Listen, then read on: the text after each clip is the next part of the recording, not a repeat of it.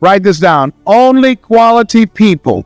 Only quality people. You don't want everybody in your organization. You want only quality people. Here's something else he said. Mr. Brown, yes, sir. And this is what we're going to do in this presentation. It's called presentation power. He said, develop your communication skills. If you clicked on this video, you're already ahead of the majority because you're looking for growth. Welcome to Epic Motivation. Let's get started. How you present yourself, how you sell yourself. He said, once you open your mouth, you tell the world who you are. And then he said something else. Let us say together with conviction. I want everybody to join me on this. Let us say together, you got to be hungry. Say it again, you got to be hungry. He said, what do you want to do with your life, young man? I said, sir, I want to buy my mother a home. He said, you got to be hungry. I said, what do you mean by that? He said, people that are hungry are willing to do the things today others won't do in order to have the things tomorrow others won't have. He said, people that are hungry are relentless. People that are hungry are unstoppable. People that are hungry refuse to give up. People that are hungry, no excuse is acceptable for not making their dream become a reality. I said, I'm hungry, sir. I'm hungry to take care of my mother. I'm hungry to make her proud. I told my mother that she'll never have to pay another bill once I turn 18. And she hasn't, Mr. Washington. Hungry, sir, for another life. I'm not going to die here in Liberty City. I want to travel, sir. I want to see the world. I said, you can do that, sir. I said, practice OQP, only quality people. If you run around with 9 broke people, he said, I guarantee you, you'll become number 10. He said, work on your mindset. Listen to these audio programs I'm giving you every day. Glenn Turner, Dare to Be Great, every day. Dr. Norman Vincent Peale, Jim Rohn, every day. Zig Ziglar, program your mind, Mr. Brown. He said, how do you plan to buy your mother a home? I said, sir, I want to become a disc jockey. He said, is that right? I said, yes, sir. I said, good. He said, work on your mind. Here are car keys. What do you want me to do with this? At lunchtime, go in my car, turn on the radio, and listen to Paul Harvey. Why? He's the world's greatest communicator. You want to be successful? Yes, sir. He says, listen and study people that are great communicators. That's the key to controlling your future. I said, but that's at lunchtime. In order to be successful, you got to be hungry. You got to be willing to do the things today others won't do. Are you willing to do that to be successful? To buy your mother a home? Yes, sir. Yes, sir. And that's what you have done. You've got some goals that you want to achieve. There's some things that you want to do. And you've said to yourself, I'm willing to face the no's. You said to yourself, I'm willing for people to laugh at me. You said to yourself, I'm willing to gut this out. You said to yourself, I'm willing to make this happen. You said to yourself, I'm going to do whatever it takes to build this business. I can do it. If anybody's ever done it at any point in time in history, then what's possible for one, it's possible for me, and I'm going to do it. That's what you said to yourself. He said, listen to Paul Harvey every day. So you want to be a disc jockey? Yes, sir. He said, I want you to create your format. What will your personality be? What style are you going to have? I said, wait a minute, sir. I want to be a disc jockey, but I don't have a job yet. And then he said something. He said, it's better to be prepared for an opportunity and not have one than to have an opportunity, not be prepared. He said, you got to expect to become successful. Let us say together, I expect to win. I expect to increase my recruitment. I expect to be a great presenter. I expect to become a millionaire. It's my time. It's possible. It's necessary. It's me. It's hard. It's worth it. Nietzsche said, if you know the why for living, you can endure almost anyhow. Your homework assignment is write down 5 reasons that will make it worth it for you. So when the tough times come, and they're going to come, when you feel like you can't see the light at the end of the tunnel, and that's a part of the process, your reasons will be your rod and staff to comfort you, to take you through the storms of life. He told me, you want to be a disc jockey, practice on your communication skills. Visualize yourself talking to thousands of people. See yourself on stage presenting. Be willing to invest in yourself. Warren Buffett was being interviewed by financial analysts on CNN. He said, what's the most important investment a person can make today? Warren Buffett, a billionaire, has billions of dollars in the stock market, billions of dollars in real estate. He looked at the reporter and said, the most important investment you can make is in yourself. The reason you are here, the reason you invested your money, your time and energy in transportation and the room and all the costs in a so-called tough economy, because you have the mindset of a billionaire. You know, investing in yourself, you are your most treasured asset. Give yourselves a round of applause. Come on, bring energy level up. So he said, Mr. Brown, I've done all that I can do for you. You've got to go out and face the music with the things I've taught you and make it happen. I went to WMBM radio station on Miami Beach. Milton Butterball Smith was the program director. Hello, Mr. Butterball. My name is Les Brown, sir. I like to be a disc jockey. He said, young man, you have any journalism in your background? No, sir, I don't. You have any experience in broadcasting? No, sir, I don't, but I practice every day. Let me audition for you. Let me show you how good I am. He says, no, we don't have any job. How many have been rejected? Raise your hands. I was devastated with rejection. I went back, Mr. Washington. I said, Mr. Washington. They said, no. He said, don't take it personally. Most people are so negative, they have to say no 7 times before they say yes. He said, you got to be hungry. Go back again. I said, yes, sir. I went back again. Hello, Mr. Butterball. How are you, sir? My name is Les Brown, sir. I like to be a disc jockey. He said, I know what your name is. Weren't you here yesterday? Yes, sir. Didn't I tell you no yesterday? Yes, sir. He said, then why are you back today? I said, well, sir, I didn't know whether or not somebody was laid off or somebody was fired, sir. No one was laid off or fired. Now get on out of here. I came back the next day, talking loud, looking happy, like I was singing for the first time. I said, hello, Mr. Butterball. How are you? My name is Les Brown, sir. I like to be a disc jockey. He said, I know what your name is. Weren't you here the last 2 days? I said, yes, sir. Didn't I tell you no the last 2 days? I said, yes, sir. He said, then why are you back today? I said, sir, I didn't know whether that's the one got sick or someone died, sir. He said, no one got sick or died. No one was laid off or fired. Now don't you come back here again. I came back the next day, talking loud, looking happy, like I was singing for the first time. I said, hello, listen, I want to be rage. He said, go get me some coffee. I said, yes, sir. My favorite book said, the greatest among you will be your servant. So I became the errand boy for the disc jockey. He said, I was serving them. I'd go get their lunch and their dinner, and I'd come in the control room, watch them working the control room knobs and switches, knowing my time will come. Let us say together, my time will come when I'll be a top producer, and when I'll come up on stage, they call my name because of my accomplishment. My time will come because I'm going to put forth the effort. And so on the weekends when the disc jockeys would come out to the parking lot, the cars would be clean inside out. They said, hey, who did this? I did, sir.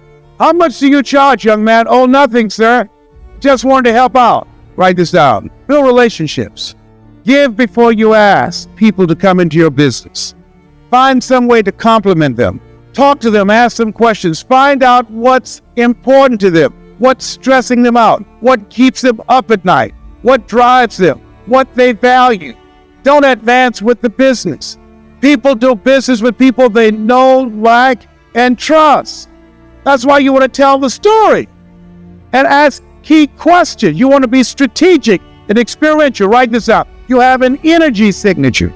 People are feeling you out. They're listening to you. They're watching you. And so it said, look, here are my car keys, young man. Dinah Ross and the Supremes are coming to town, the Four Tops and the Temptations. I want you to pick them up at the airport and take them to the Fontainebleau Hotel on Miami Beach. It is my pleasure to serve you, sir. I would drive these entertainers all over Miami Beach in the disc jockey's big long Cadillacs. I didn't have any driver's license, but I'd drive it like I had some. Then one day, it was a Saturday afternoon, a disc jockey by the name of Rockin' Roger was drinking while he was on the air. Rockin' Roger got so drunk, he could not complete the show. He began to slur his words. He's about to fall off the chair. It's a Saturday afternoon. I was the only one there, looking at him through the control room window, walking back and forth, young, ready, and hungry. I was saying, drink, rock, drink. Drink, rock. I'd go and get him some more if he'd asked me to. Then pretty soon the phone rang. It was a general manager. I said, hello? He said, young boy, this is Mr. Clyde. I said, I know. He said, Rock can't finish the program. I said, I know. He said, will you call one of the other DJs in? I said, yes, sir. I hung the phone up and said, now he must be thinking I'm crazy. I called my mama and my girlfriend, Cassandra. I said, y'all come out on the front porch, turn up the radio. I'm about to come on the air. I waited for about 20 minutes and I called him back. I said, Mr. Klein, I can't find nobody. He said, young boy, you know how to work the controls? I said, yes, sir. He said, go in there and segue the records, but don't you say nothing here. I said, yes, sir. I couldn't wait to get old Rock out of the way. I put on the fast record. I said, look out, this is me, LB Triple P. Les Brown, your platter playing papa. There were none before me, and there will be none after me. Therefore, that makes me the one and only. Young and single and love to mingle. Certified, bona fide, duly qualified to bring you satisfaction and a whole lot of action. Look out, baby, I'm your love man. I was hungry. Give the old man a round of applause. I was hungry. I was hungry. I was hungry. You gotta be hungry. Shake someone's hand on your right and left and say, you gotta be hungry. Do that right now. Shake somebody else's hand. Say, you gotta be hungry. People that are hungry believe if you do what is easy, your life will be hard. But if you do what is hard, your life will be easy. People that are hungry believe what Zig said when he said, you give enough people what they want, they will give you what you want. People that are hungry believe always strive to get on top in life because it's the bottom, it's overcrowded. People that are hungry are uncommon people. They are say yes to their dreams. They say yes to an opportunity where they can develop their entrepreneurial skills, where they can develop their mind and their leadership skills, where they can become versatile and flexible, create and build a business they can be proud of. People that hungry have a vision of themselves when they leave here, leaving a legacy and not liability. People that are hungry understand that most people die at age 25 and don't get there until they're 65 because they're not willing to take a chance on themselves. People that are hungry are rare breed. They're risk takers. I don't know what you want to do. Seemed like yesterday when I was the new kid on the block. Now at 68, I'm the old time. I used to think people in their 40s were old. Now I'm 68, I feel like I served them with long stuff. And I know I look young for 68 because I used mascara to cover my gray hair. I was over there asking Marie, I said, Marie, look, can you have any of this mascara? She said, oh, you look just fine. My kids said, Daddy, you look distinguished with your gray hair. I said, 68, I'm not trying to look distinguished. I'm trying to look young. I got to tell you this story. Don't tell anybody, please. I gave this speech at the Georgia Dome. And after I finished, it's called It's Not Over Till I Win. And after I finished, somebody came back and said, Mr. Brown, I know you're tired. And our speaker canceled. Do you have enough energy to do another program? I said, no, I'm tired.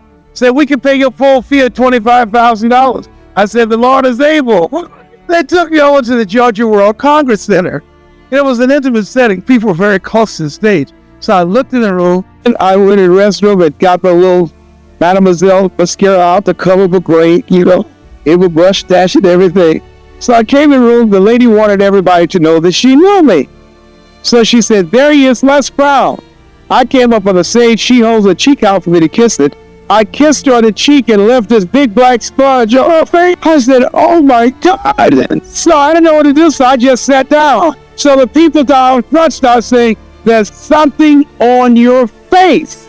She looks at me. She said, what are they saying? I said, I don't know. Then one nosy lady went over there, opened up her pocketbook, and gave her a mirror. Now, nobody asked her to do that. Getting in the Kool-Aid, don't know the flavor. She looks and see the big black sponge on her face. She said, how did this get here? I said, I don't know. You think maybe some of this rubs off? Well, the reason I'm telling you this, don't worry if I kiss you today, because Marie said, you don't need it. You'll be just fine. You look distinguished. Whatever. Only quality people. Yes. I want you to connect with at least 10 men before you leave here. Get their names, addresses, and phone numbers. 10 men who are dreamers. 10 men who want to do something with their lives. 10 men that you can get together and make a covenant. Where 2 or 3 are gathered in my name, I will be among you. Get together with 10 men who want to develop themselves, who want to grow, who want new out of life, who see themselves in the future doing better than they have right now. 10 men who decided that their manpower experience will not just be an emotional catharsis, but they're going to go out and live the message that they've heard teach from this pulpit up here. 10 men who've decided to get serious about their lives, to make a commitment, to commit themselves and their ways and their behaviors and their habits to achieve a better life for themselves, for their families, and the communities and the people that they care about. Greatness is built one step at a time. Keep moving forward. We appreciate you watching our video to the end. Creating these videos takes a lot of passion and dedication, and your support makes it all worthwhile. If this video inspired you, Make sure to subscribe and stay on this journey with us. Your encouragement helps us continue delivering top quality videos just for you. Together, let's make life epic.